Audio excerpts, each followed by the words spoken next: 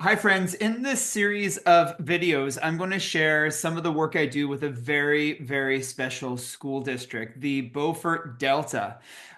This school district is near and dear to my heart. I've been working with them for just about 4 years now. Dear friends, colleagues, and the work is thorough. And as you can see, the Beaufort Delta is in a unique setting. It's one of Canada's most northerly school districts. And schools are very much spread across the Beaufort Delta. Regionally, a lot of them are fly-in only. Some of the schools are quite small. They serve small towns, small villages, small populations. And the Beaufort Delta is very special, partly because of the communities of which the Beaufort Delta serves. A large portion of the families are Indigenous. And with that come really amazing values, beliefs, identities, and stories that the school district has embraced in our planning, in our programming, in our commitments, and in our objectives and strategic plan. So, several years ago, the Beaufort Delta approached me to support them in adopting more of an inquiry stance. And very much looking at the curriculum and looking at the learning through a land-based, localized lens where we start with the identities of which we are serving. And teachers are planning to these identities through land-based experiences, inviting local learning guides into the classroom as often as possible.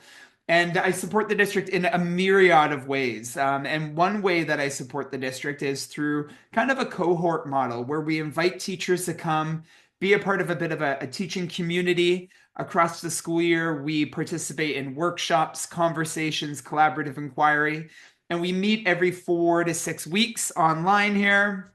And at the end of the year, we engage in what we call a celebration of learning, a share out, where teachers from the Beaufort Delta who have been a part of these cohorts come together virtually and they share a little snippet of their learning journey.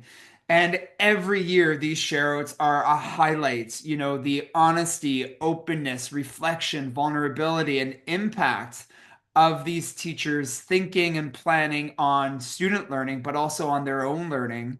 It's heartwarming, it's informative, and with their consent, I can share some of those recorded reflections with you here. So I hope you appreciate these, share outs. You're going to be introduced to some dear colleagues, Erica Thompson, Steve Dagar. They helped me facilitate this learning, being from the Beaufort Delta themselves. You'll hear us consolidate some of the teachers sharing, and you get to meet some amazing colleagues from the Beaufort Delta. You get to see into their classrooms. The shareouts are roughly 12 to 20 minutes long. So, get comfortable, sit in, get a cup of coffee or tea. And I invite you just to listen to their reflections, be inspired by the impact that they've helped facilitate, and listen to their own growth, their own learning. And I'm sure you're going to find it not just informative and inspiring, but also deeply helpful for your own practice. And I encourage you at the, outset of watching a video, consider what you may do in your own practice, having learned from these amazing colleagues, these students, their families, these communities, and how this learning might impact you to do something different, to let go of something, to embrace something, and to center something different in your practice. So enjoy. From my heart to yours, I'm really inspired by these teachers and their sharing and the learning that the students facilitated. And I'm sure you're going to enjoy it too. All right, hello. Hmm. So for mine, I decided to do it on our duck and geese inquiry unit. That was the cultural theme that we were doing for our school for the month of May. I wanted to do it because I did it last year and I wanted to see how it would shift with this new group, with being in this inquiry network group. I wanted to see how this unit would change with all this new knowledge that I have, all this new tools and all that. So I was really excited to do this unit again, but do it differently. So Uh, for the provocations, I like to start. Well, first, first started off with asking them to write down a question without any provocations, just to kind of see what question they would have with nothing to go off of. And I got the typical questions of like, where do they fly? How do they fly? Like questions that I knew that they already knew the answer to. So they weren't really quite thinking about it, weren't invested in it quite yet. And then we went into the provocations. So the first provocation I do usually is a gallery walk where I have books, I have videos. I'll have like stuffed toys of the birds that they could play around with. This round, I used a website called Pebble Go, which is a really kid-friendly research website where kids can go in. They have all these tabs and kids can like learn about the ducks and geese. And I use that as one of our provocations. The kids could go on the website and kind of play around with it, explore it, learn about a little bit about the ducks and geese and go off of that. The other one that I did, which was new, was I did a class show and share. I reached out to families and asked, hey, we're doing this unit on duck and geese. If you've taken your kids out bird hunting before, can you send me pictures of them? And what we did is I put them all into a slideshow and I had the kids come up and just explain what was in the picture, they were doing. And that was so like ground changing for them. They absolutely loved this. They had so much fun. And I found that the kids were asking meaningful questions to each other. Like they were so engaged, they were asking meaningful questions. They were getting so much out of this class show and share, and so much. And I included these two pictures specifically because this specific student, he struggles with making connections with his peers throughout the year. But this show and share was a game changer for him. Being able to go up and share his experience with his kids and have his peers ask such meaningful questions to him, were so engaged with what he was doing. It was a huge game changer for him. And I just saw his confidence in himself boost from this. This was actually, the student actually went out during our duck and geese unit. Parents pulled him out to do some duck and geese hunting. So these were actually pictures that his dad took while they were out on their hunting trip during this unit. So he got to do a couple extra show and shares, and the kids just absolutely loved it. They were getting meaningful questions for this one, they saw this little hill behind them and they're like, what is that? What is that for? And he was able to explain a snow blind and why they built it and how they used it to hunt their geese and their swans, and just got like really insightful questions out of them. So after we did the show and share is when we went into asking their questions. Flop to this one first. So that's where they got to ask their questions. And I got a lot more meaningful questions around this time. It was, where do they go in the winter? Because obviously they're not here. So where do they go? How are they able to fly so far? How do we hunt these birds? What is the proper way to handle them and take care of them after we've hunted them? And got such more like deeper questions than when I got before we did any kind of provocation, which was super cool to see, and was very like rewarding to see that like, yeah, no, these provocations do work and they do incite a lot more powerful questions from the kids. And then using a thinking routine, we did our like, what do I know, what do I wonder, what I learned, little while, and I did the Northern Lights one. So I have that built up onto one of our bulletin boards. As you can see with the what I know, I got them to write them on stars of the things that they already knew about birds. So going back to those original questions they had asked, I was like, hey, some of you already know the answers to these. So these are things that you already know. So they were able to write those down on the stars. And then I put their questions up on what do they wonder. And then with this whole unit, the end goal was our school did a bird camp, school-wide bird camp. Classes got to go out and experience how to actually pluck and gut and clean the birds. So my whole goal for the unit was to prepare the kids for this bird camp. So what we ended up doing is we did kind of like a class bird camp where I took what some of their questions were and turned them into centers and activities that they could work together on. So this first one here, some of the questions were about the different parts of a bird and how they're used, how the birds use those different parts and all that. So I created a roll and build a bird where I did the different little body parts of a bird. They got a dice, they rolled the dice, whatever number they landed on correlated with the body part, and they had to build a bird using those parts. And just walking around that, they were having these great discussions of, oh, well, my bird now has 2 heads. So that means they're going to be able to eat a lot more food and be a lot more well-fed and can fly longer. Another kid was like, well, mine has like 5 wings. They're going to be able to fly a lot farther than your bird. And I was like, well, you're not wrong. So just having those like deep, meaningful conversations with each other during these centers. We had questions about like what kind of birds we have here in the territory. So I printed off a whole bunch, and as like a little art activity, they were able to color in the wings. So they got to recreate those bird wings, the pastels, and make those feathers. And then another one that Erica actually introduced me to, we did like a little skywriters routine where they were given a picture of a bird, and they had to write a sentence based off what they see.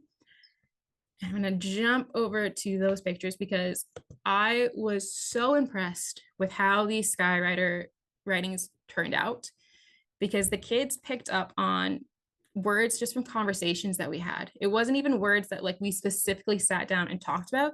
It was words that we just had in conversations about duck and geese. So I had one, it was right here, talking about how the birds are camouflaged in the snow. Not necessarily a word we had ever sat down and like specifically talked about. It was just one that we had in conversation, and they picked up on that, remembered that word, and were able to use this in this writing activity, which again was so powerful to see that they're making those connections from what we're doing. I had another one saying this goose is getting ready to go migrate for the winter. And it was like, hey, another word that we've been using in conversation, and they're using it and applying it to their work, which was really awesome to see. And then another center I have made these life-size geese wings for my kids so they can take on the role of a bird. And a lot of them, they love talking about hunting. They love talking about their experience. And I had these two kids, they were playing, the little boy was taking on the role of the bird. Our little girl was watching him. And then they started talking about hunting and like how you should hunt and how the bird falls in that. And without even any prompting, they just took on this acting role. And the little boy started flying around, and the little girl was getting ready to hunt him and got her gun ready and shot him. And he very dramatically fell from the sky to the ground and kind of like simulated what it would look like when you go hunting for a bird. And it was really awesome to see that they just kind of took on that role themselves and were like, yeah, let's act it out. And you had kids from the other tables kind of look over and were like, oh, like now you gotta like get him ready, like you gotta chop off his wings. So she went over and like pulled off the wings off of him and did all that stuff. And it was so cool just to see that kind of just organic acting happen without any prompting, without any like, hey, try this and this. They just organically did it and had so much fun with it, which was awesome to see. They did such good work with these centers. We answered a lot of their questions through these centers without even me having to guide anything. It was they were answering the questions to each other through the conversations that they were having in each center. They were answering each other's questions, which was awesome to see, and kind of take a step back and let them be the ones to teach each other, which was really cool to see. Which led us to our actual bird camp.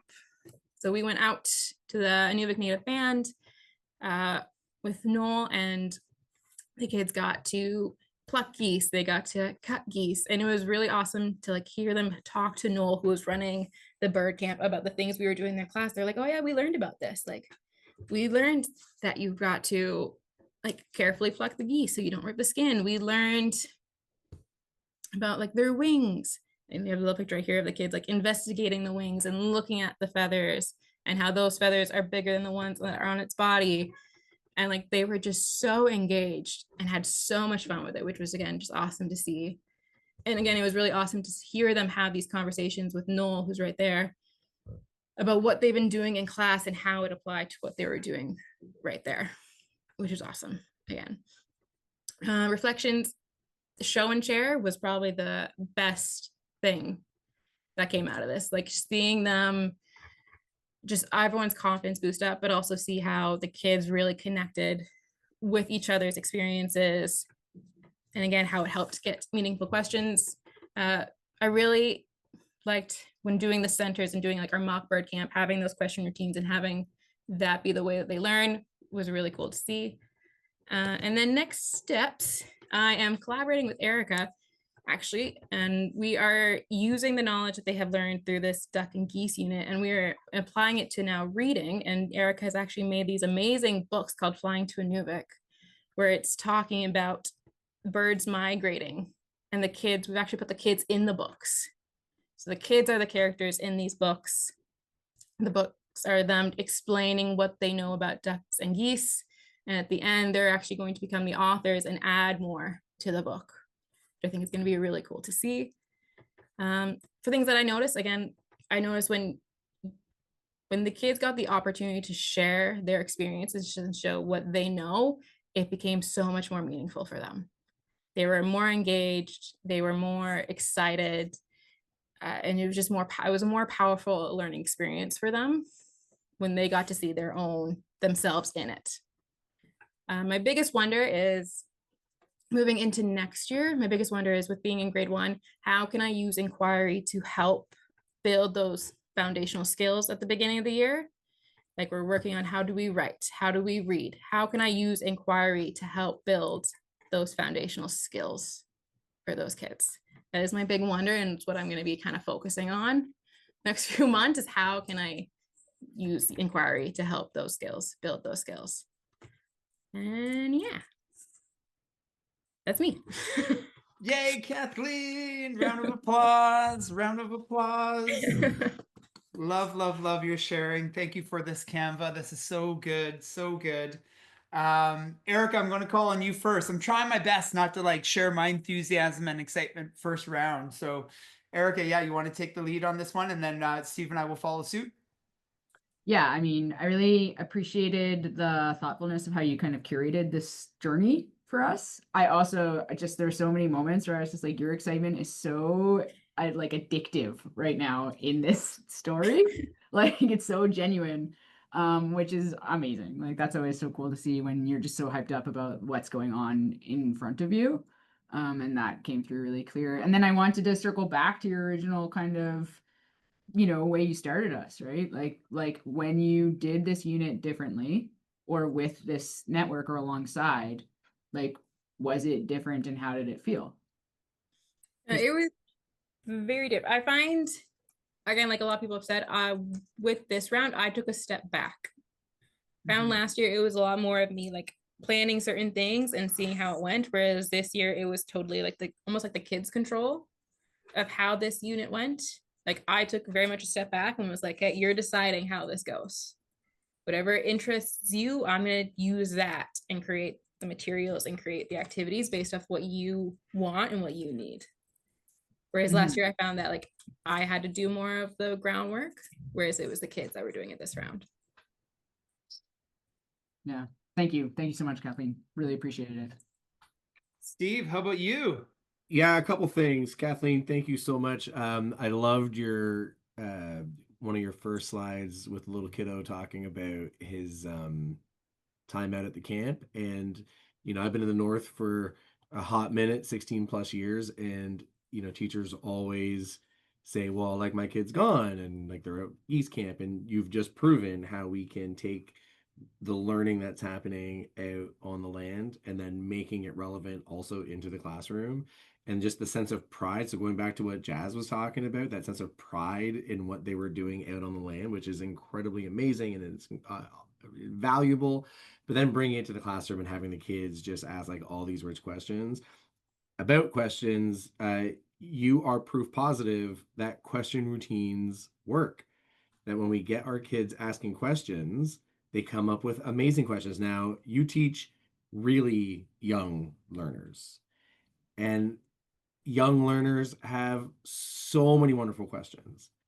But in my old practice, I used to date a grade one teacher, and every single question, and this is not a knock on my ex-girlfriend, every question was provided. Now, this is going back to 2007 and 2008. Because the kids they're not ready to ask these questions. And for anyone who has children or has taught young grades, there are 1 million questions, and not all of them are relevant to the thing. But when we can focus their attention, like you did so wonderfully, that's great. And also, I do want to give a shout out to you and Erica with the stories. I got a chance to look through them, whether it was last week or the week before. And what a wonderful tool to get kids engaged in the reading and what we're doing in the classroom. It doesn't take a whole lot. You don't need to be proficient at ChatGPT. ChatGPT will do all the work. You just got to fill the prompt in and you have a story. And no, you don't need to have the Canva book publisher to read these stories. It's amazing, and if you can get it and if it's available to you, but use those resources to get those kids engaged. And if I were in grade one in your role, I 100% would be all over what you and Erica are doing. So thank you for sharing that with us, because that's huge. I'm going to pass it over to you, Trevor. Lots of great Yeah. stuff, Kathleen. Thank Yeah, yeah, yeah. Thank you, Steve and Erica and Kathleen. Like, one piece I absolutely love was how you backwards designed from parent provocations, that kind invitation that Steve was referring to. And gosh, it's changing the narrative for parents, to be quite honest, to be invited and in that way, and to see what's happening outside of schooling celebrated and honored. And then imagine that young boy going home and talking to mom, dad, auntie, whoever, guess what happened at school today? Like, the whole narrative changes. And so, and it's working smarter, not harder. Like, you're not designing all these provocations. Like, I wonder if they're going to land. Like, you just had them be the vehicle. So, genius move, yes, but also I gotta say, really sensible, right, people? Like, Kathleen modeling something that was sensible and centering the people in the place, and then really child honoring. That was lovely, lovely to see. I really loved, Kathleen, hearing your own noticings, like when you were talking about the children using language that was coming up in conversations, and that they were retrieving and recalling that. And that's lovely, just your own noticings and observations that you were modeling throughout your sharing. And I know it's by design that that's happening. Like, the kids are able to retrieve and recall because it was relevant and meaningful, right? And that's magnificent. We heard similar stuff with Jazz and her sharing. Like, when the learning is relevant and meaningful, all these amazing things happen. And so you were even talking about in the centers, students answering each other's questions. Like, that doesn't happen accidentally. We know that to be true. It happens with intentional design for relevance as you have planned. So I too really love the Skywriters wall idea. I love that. That was so cool. And it's amazing how symbolism really helps students engage in the type of thinking that we're hoping to surface. Like, the Northern Lights and the geese flying, like, that's, you're learning about it. It's a symbol. It shows the type of thinking you're wanting them to engage in. It was just marvelous, marvelous, marvelous. And an open question for everyone to consider. So this isn't just for Kathleen, and this isn't just for Jazz, but I'm so taken aback by these stories. And like, Erica, we need to share these more broadly. Like, across the Beaufort Delta, teachers need to share these. So, I'm hoping we get everyone's consent to share these more broadly, just even to share some of these reflections that, we haven't asked for your permission to share them more broadly, i.e. they're recorded. But friends, your insights, your professional discourse, and your application of these really student-centering ideas, it's transformational stuff. I know we've thrown around phrases like that a lot today and yesterday. I just hope it's not getting stale and old. Like, it's really, really truthful and authentic. So well done. Kathleen, good job. Proud of you. Proud to be in space with you.